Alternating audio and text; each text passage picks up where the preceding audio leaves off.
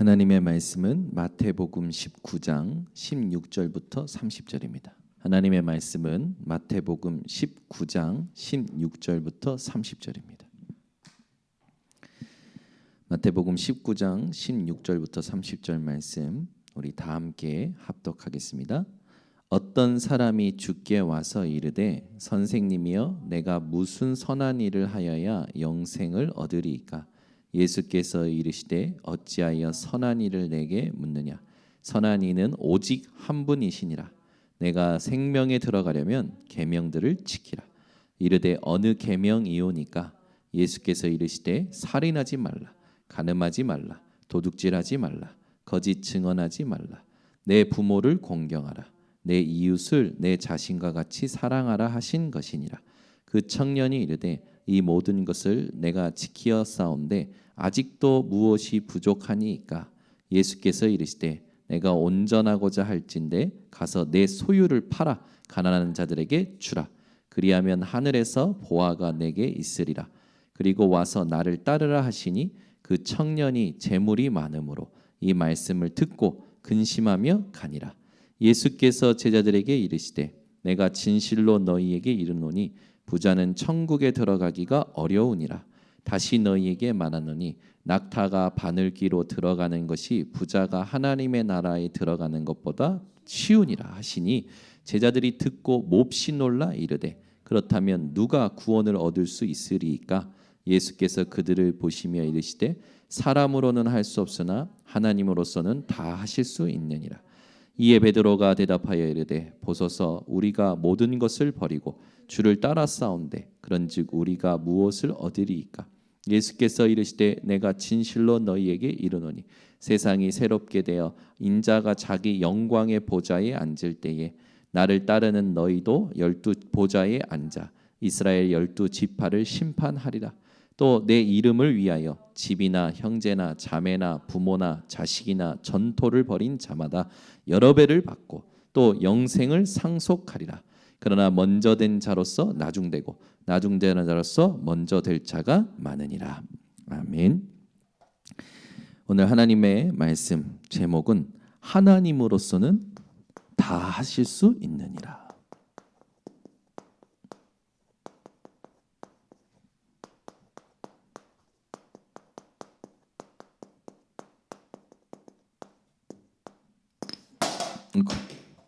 죄송합니다. 하나님으로서는 다 하실 수 있느니라. 지금 많은 사람들이 고통하고 있죠. 시대의 재앙 때문에 고통하고 있습니다. 이 시대의 재앙이 여러 가지 문제가 있지만 자연 재앙, 또 사람으로 오는 재앙, 여러 가지 질병의 재앙, 많은 재앙이 있습니다.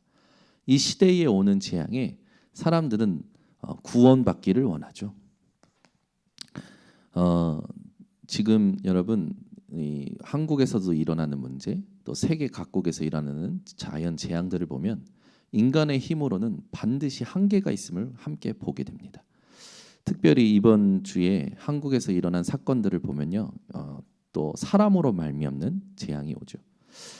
두 부부가 노래방에 갔다가 어떤 중년의 부부와 시비가 붙었는데 그 중년의 남성이 50대의 남성이 칼을 들고 와서 휘둘러서 두 부부 중에 여자들만 다 죽고 남자들은 한 명은 중상, 한 명은 경상을 입었죠. 이런 일들이 계속 일어나고 있습니다. 또 부모가 살기 힘들다고 자기 자식을 죽이고 자신도 죽으려 했지만 실패하는 그런 경우들이 지금 곳곳에서 일어나고 있죠. 이때에 우리가 이 땅에 필요한 구원이 뭔지를 한번 생각해 봐야 됩니다. 이 세상의 사람들, 현장에 살아가는 사람들에게 진짜 필요한 것이 뭔지를 보는 눈이 열려야 돼요. 시대의 재앙에 재물로는 구원 얻을 수 없죠. 절대로 얻을 수 없습니다. 지식으로도요 구원을 얻을 수 없죠. 지금 의사도 과학자도 정치가도 해결하지 못하는 문제가 계속 일어나고 있습니다. 앞으로 더 많이 일어날 겁니다. 어떤 조직, 어떤 단체, 어떤 기구로도요, 세계 어떤 기구로도요, 이 시대의 재앙을 막을 수가 없죠. 그런데 우리 하나님으로서는 다 하실 수 있습니다. 이거를 오늘 딱 말씀을 잡으셔야 돼요. 오늘 우리가 얻어야 될 건 뭐냐면, 부자 청년이요, 어찌하면 영생을 얻을 수 있을까? 예수님께 질문을 하죠. 그 질문을 왜 했을까요? 부자가 왜 하필 예수님께 찾아와서 어떻게 하면 영생을 얻을 수 있을까 질문을 했습니다. 이게 지금 현장의 질문이라고 생각하셔야 됩니다. 다 가지고 있어요. 다 누리고 있어요. 세계의 엘리트들은요, 새로운 것이 지금은 없다고 생각합니다. 오히려 없는 것을 만들어낸 사람들을 사려고 지금 두 눈에 불을 켜고 모든 정보를 찾고 있죠. 여러분, 오늘 우리가 세상을 정복하는 비밀은 딱 하나입니다. 재창조 축복을 받으면 세상을 정복하게 되어 있어요. 저와 여러분이 오늘 근원을 치유하는 재창조의 축복을 누리고 현장을 재창조하는 근원을 치유하는 그 비밀을 전달한다면, 하나님께서는 세상에 다 가지고 있는데 만족이 없는 사람들에게 답을 주는 문을 여실 것이고, 그들을 제자로, 그들을 복음의 사람으로, 그들과 함께 이 땅에 오는 시대의 재앙을 막을 수 있는 응답을 허락하실 겁니다.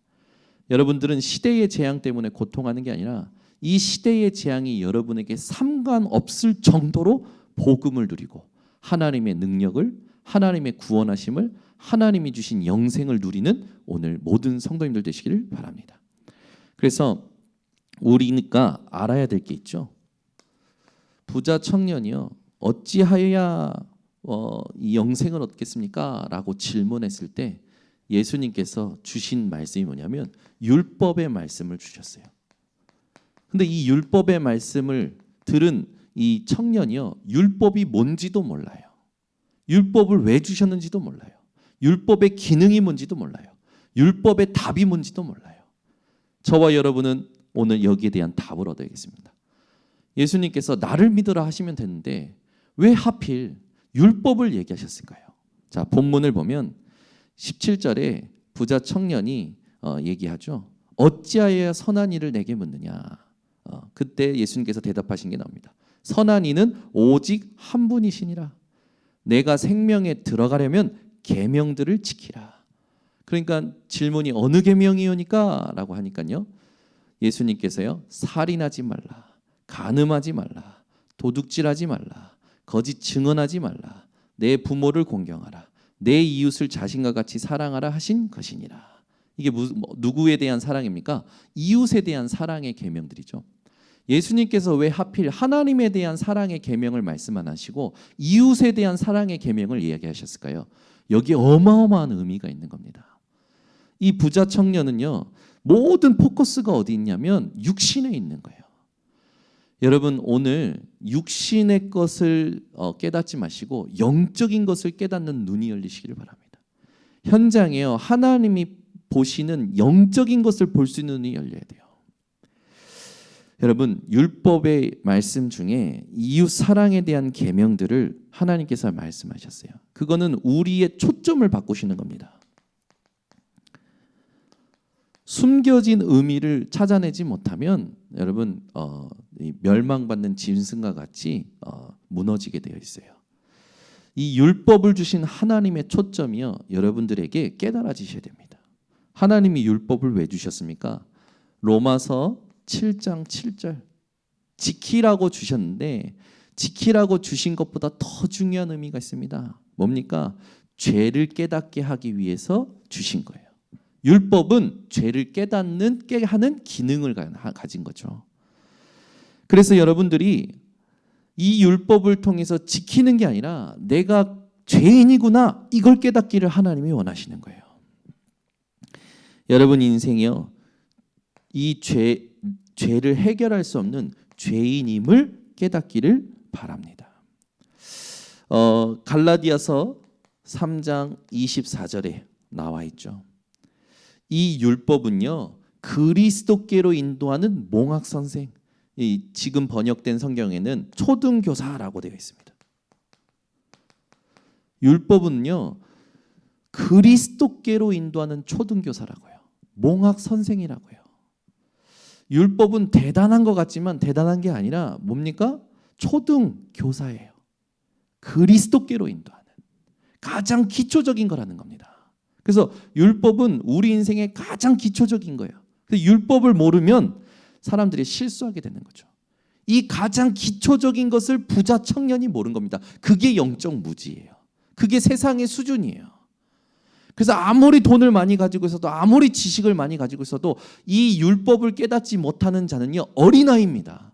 신앙이요, 끝까지 어린아이예요. 그 수준에서 못 벗어나는 거예요. 그래서요, 뭔가 말을 할 때마다요, 복음에서 나오는 말이 아니고 하나님이 무엇을 원하실까가 아니라 자기의 상처가 올라오고요, 자기께 올라오게 돼 있는 거예요. 그러면 여러분 현장에서 어떻게 하시면 되냐면 그걸 막 반박하거나 싸질 게 아니라 내비두시면 됩니다. 무지한 자들은요, 나중에 하나님께서 스스로 부끄럽도록 만드셔요. 여러분은 오직 복음을 붙잡으시면 되는 겁니다. 자, 그렇다면 이 초등교사로 말미암아 무엇을 깨닫게 하시냐면 그리스도를 깨닫게 하시면서 그리스도를 믿도록 한다라는 거죠. 이 율법은요, 그리스도를 믿게 만드는 역할을 하는 거예요. 믿을 때 칭의, 의롭다함을 얻는다고 얘기했죠. 즉 율법의 기능은요, 죄를 깨닫게 하고 그리스도를 믿도록 하는 통로라는 겁니다. 그래서 하나님으로부터 의롭다함을 얻도록 돕는 역할이에요.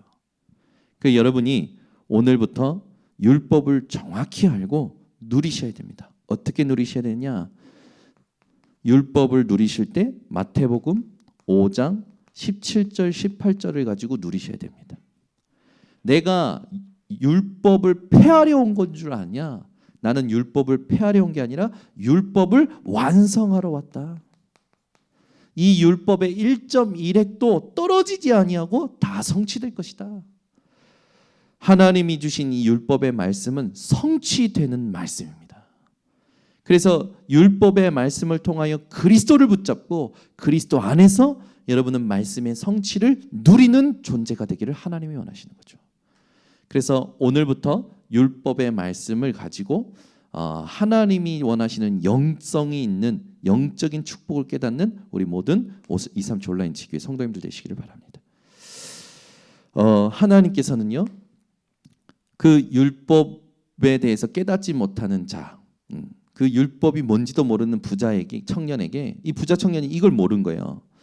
율법을 지키라는 게 아니고 이걸 지켜서 영생을 얻는 게 아니라 이걸 통해서 그리스도를 깨닫고 그리스도 대신 예수를 믿음으로 하나님이 주시는 구원을 얻는 건데, 이걸 모르니까 예수님께서 뭐라 하시면 네 가지고 있는 재물을 다 나눠줘라 라고 얘기하죠. 오늘 본문에 보면 예수님께서 21절에 네가 온전하여지고 싶냐? 그러면 네 소유를 팔아 가난한 자들에게 주라. 그리하면 하늘에서 보화가 내게 있으리라. 그리고 와서 나를 따르라. 율법의 말씀은 예수를 따르는 거예요. 여러분, 율법의 말씀은 예수를 따라하기 위해서 주신 겁니다. 근데 이걸 못 깨닫는 거죠. 그런데 이걸 못 깨달은 부자 청년이 어떻게 돌아갑니까? 근심하며 돌아갑니다. 이 사람이 어디에 붙잡혀 있는지가 보이는 거죠. 여러분은 무엇 때문에 근심하고 계십니까? 여러분, 오늘 모든 근심이 멈추고 율법의 말씀을 정확하게 붙잡고 그 율법의 말씀의 성취를 누리는 그리스도 안에 있으시기를 바랍니다. 그 율법의 말씀을 통해서 우리에게 주시는 게 뭡니까? 구원의 은혜예요. 저와 여러분은 이 구원의 은혜를 받은 자죠. 하나님으로서는 다 하실 수 있느니라.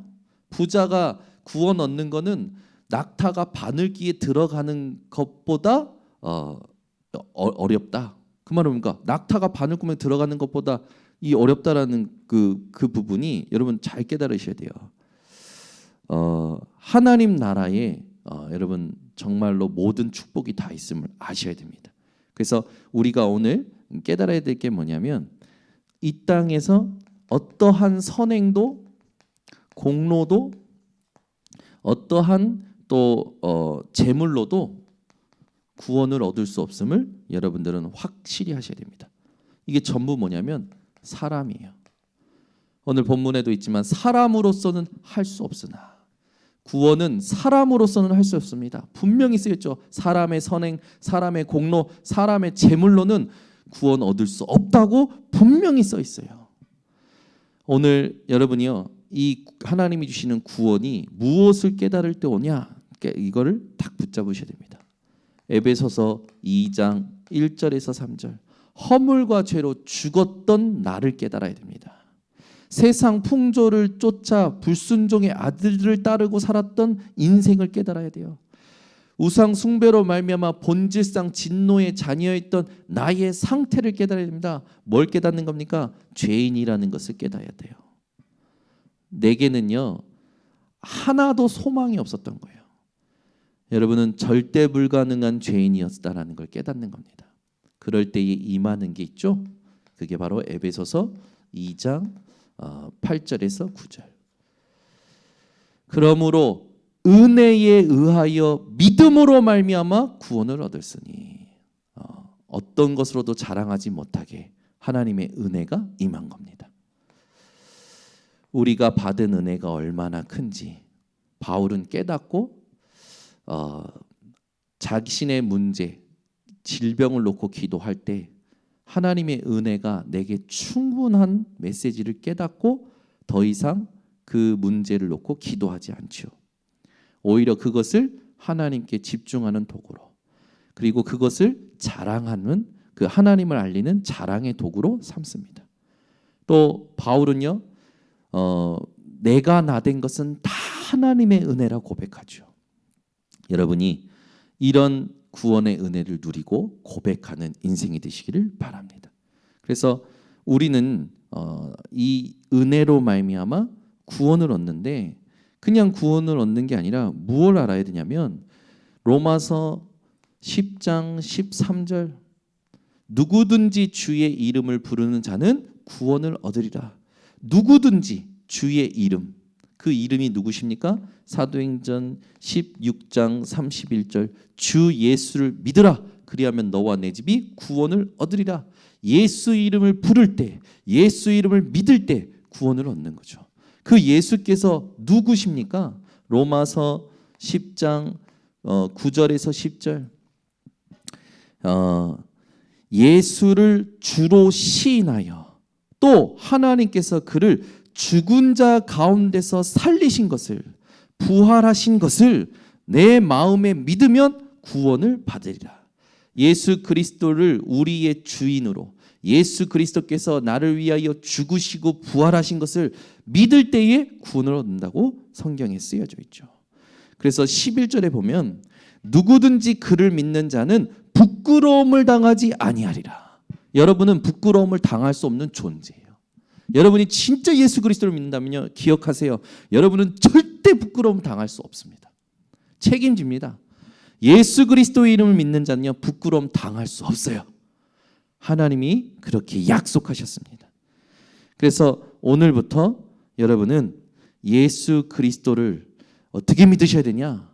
나의 주인으로, 죽음을 이기신 부활의 주로 믿으시길 예수 그리스도로 축원합니다. 그래서 우리가 얻는 것이 있죠. 하나님은 하나님으로서는 다 하실 수 있느니라. 이 하나님으로서 다 하실 수 있는 그 구원을 받은 저와 여러분이 진짜로 구원을 받았다면 우리가 얻는 것이 있어요. 참 감사하죠. 구원 받은 것도 감사한데 우리가 아직 얻을 게 남아있다는 겁니다. 참 하나님께서는 우리를 축복하시는 거죠. 사단화된 나에서 보좌화되는 나로 하나님은 축복하시는 겁니다. 창세기 3장, 6장, 11장 나라는 우상으로 말미암아 사단화된 나에게서 하나님은 보좌화된 나로 재창조하신 거예요. 그래서 누구든지 그리스도 예수 안에 있으면 새로운 피조물이라. 여러분은 매일 새 것으로, 새로운 피조물로, 새 은혜를 누릴 존재인 겁니다. 그래서 날마다 새로운 게 우리의 인생이에요. 우리는 죽을 때까지 새로울 수 있는 인생입니다. 얼마나 감사한지. 육신의 시간과 육신의 그 어떤 어려움과 상관없이 날마다 새로울 수 있는 은혜를 약속받은 겁니다. 저와 여러분은 393 이 기도를 통해서 모든 걸 움직일 수 있는 존재예요. 성삼위 하나님으로 말미암아 여러분은 내 마음과 생각과 감정과 모든 일을 다스릴 수 있는 존재가 됩니다. 세상 현장에 나아갈 때 하나님의 일이 있고 하나님의 나라가 임하는 9가지 축복이 여러분 발걸음 속에 움직여지는 거예요. 그리고 여러분을 통해서 반드시 시대를 바꾸는 3가지 응답이 옵니다. 이건요, 여러분 모든 것을 움직이는 기도죠. 그래서 여러분 이 기도가 24 되는 것이 하나님이 원하시는 겁니다. 이걸 여러분에게 하나님이 약속하셨어요. 세상 끝날까지 항상 함께 있으리라 약속하셨다니까요. 24는 우리의 거예요. 세상 사람들도 24 하고 있는 사람들이 있습니다. 성공해요. 영향을 준다니까요. 수천만 명의 여러분 그 구독을 가지고 있는 강사가 있어요. 수천만 명의 구독자를 가지고 있는 강사가 있어요. 그 강사도 자기 분야에 24 하고 있죠. 그래서 뭔가 영향을 줍니다. 우리는 그 정도가 아니라 시공간을 초월합니다. 과거, 현재, 미래 초월합니다. 모든 곳에서 하나님이 원하시는 응답을 보여줄 수 있는 존재예요. 그래서 여러분이 24의 축복을 놓치지 마시고 오늘부터 정확한 응답을 누리셔야 됩니다. 그게 뭐냐? 참 제자의 응답을 누리셔야 돼요. 24가 되는 게 참 제자입니다. 참 제자는 24가 되는 참 제자는요. 나의 유익, 나의 어떤 주장, 나의 어떤 계획 없습니다. 참 제자에게는 하나님께서 이런 축복을 주시죠. 오늘 말씀에 있듯이 분명히 보좌에 앉아 너희가 나와 심판하리라. 보좌화된 나. 내 이름을 위하여 집이나 형제나 자매나 부모나 자식이나 전토를 벌인 자마다 내 이름을 위하여 사는 자. 여러 배를 받고 또 영생을 상속하리라. 그러면서 30절에 나오죠. 그러나 먼저 된 자가 나중되고 나중된 자가 먼저 될 자가 많으니라. 여러분에게 하나님이 먼저 될 축복을 약속하셨어요. 뭡니까? 아무도 갈 수 없는 곳에 가게 하십니다. 아무도 못하는 것을 하게 하십니다. Nobody, nowhere, no time, no way. 그곳에 가게 하셔서 everybody, everywhere, every way, 모든 거, everything으로 가게 하시는 거예요. 여러분은 여기에 선구자로 축복을 약속받은 거예요. 이게 바로 남은 자입니다. 이게 바로 순례자예요. 이게 바로 정복자입니다. 여러분이 앞으로 얻을 것입니다. 반드시 이거를 얻겠다고 약속하셨어요. 그래서 오늘부터 여러분 부자 청년과 같이 속지 마시고 보좌에 앉을 얻을 것을 두고 지금 보좌화의 축복을 누리셔야 됩니다. 그래서 여러분이요 매일 하셔야 됩니다. 237 온라인 지교에 계신 성도님들은 매일 하셔야 돼요.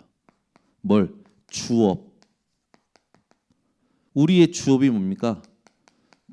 우리의 주인이 누구인지를 확인하는 게 주업입니다. 여러분이 지금 어떤 일을 하고 있는지 모르겠지만 그 모든 일은 부업이에요. 지금 내가 밥을 벌어먹고 사는 것도 부업입니다. 밥을 하는 것도 부업이에요. 어떻게 보면 사람 만나는 것도 부업입니다. 이 세상의 모든 내가 하는 일은 부업이에요. 우리의 주업은 뭡니까? 우리의 주인 되신 그리스도를 따라가는 겁니다. 그래서 이 주인 되신 그리스도를 여러분들이 현장에서 누리셔야 돼요. 그게 바로 묵상입니다.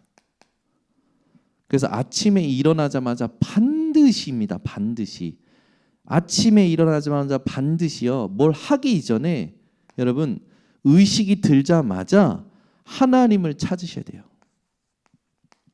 이렇게밖에 표현을 못해서 제가 좀 그렇지만 하나님을 찾으라. 아침에 의식이 들자마자 찾으셔야 돼요. 제가요 아침에 의식이 들 때 가장 선명해질 때 앉아서 말씀을 펴고 보는 것과 그냥 뭐 오늘 하나님 함께 해주세요 그러면서 이빨 닦는 것과 완전 차원이 달라요. 여러분들은 237 온라인 지교에 계신 성도님은요 매일 하나님을 찾는 시간을 조금 갖추시기 바랍니다.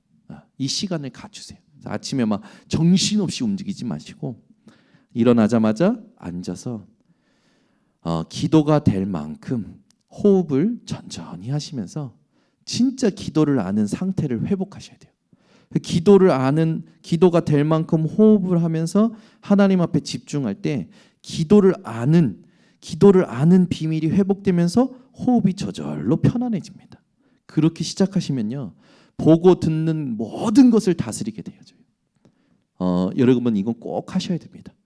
우리는요 자고 일어나면 바뀌어져 있다니까요. 자고 일어나면 사건만 터지면 바뀌어져요. 그래서 이게 체질될 때까지 하셔야 됩니다. 그래서 시대를 보는 눈이요 체질돼야 돼요. 네. 시대를 보고 앞서가는 눈이 체질될 때까지요. 이걸 매일 여러분들이 하셔야 됩니다. 그래서 오늘 말씀을 붙들고 여러분이 어떤 현장에서 무슨 일을 만나든지 기억하시기 바랍니다. 여러분을 구원하신 하나님은 다 하실 수 있습니다. 하나님으로서는 이게 중요해요. 하나님으로서는 다 하실 수 있느니라. 이 말씀 붙들고 현장을 살려내고 정복하시기를 예수 그리스도 이름으로 축원합니다. 하나님 아버지 감사합니다.